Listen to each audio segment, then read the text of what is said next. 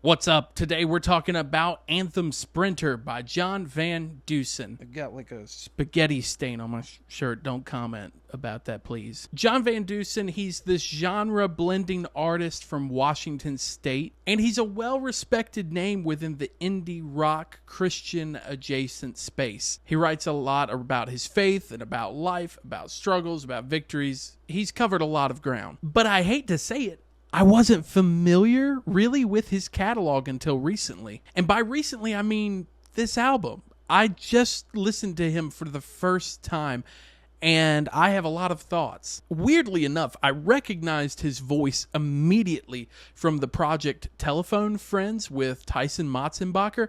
I heard John's voice, and I thought, that sounds so much like this other random album I listened to.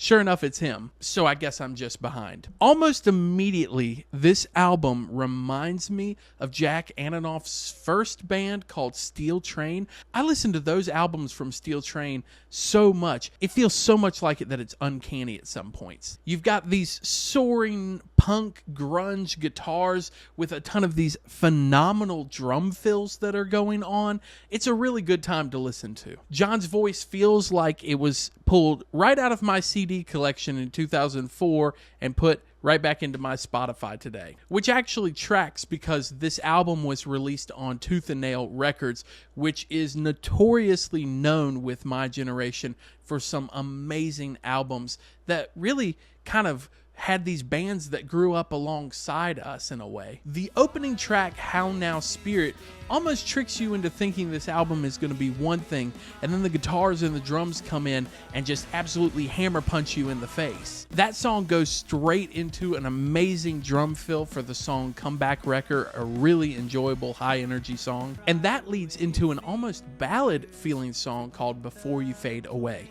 For fans of Steel Train, original Young the Giant, or just that garage-feeling punk rock of olden years, you're going to be really happy when you listen to this album. The topics are on point. I mean, it's talking about his faith, it's talking about different things that are navigated through life, but it's done in a really tactful way and done in a way that doesn't feel unoriginal, thankfully. Production feels raw, but in the best way possible. It feels like you're in a venue and that you're watching them play this album to you. I mean, there's double-tracked vocals. I'm a sucker for those, but they're used really tactfully through the album, and sometimes they pull them back, and it feels like John's like right next to your ear just singing something to you. It's so close. Truthfully, I'm really jealous of the sound of this album. I really don't have anything negative to say. Kind of an overarching thing might be that some of the songs tend to kind of crash together, so you might have a hard time the first couple of times remembering which song was which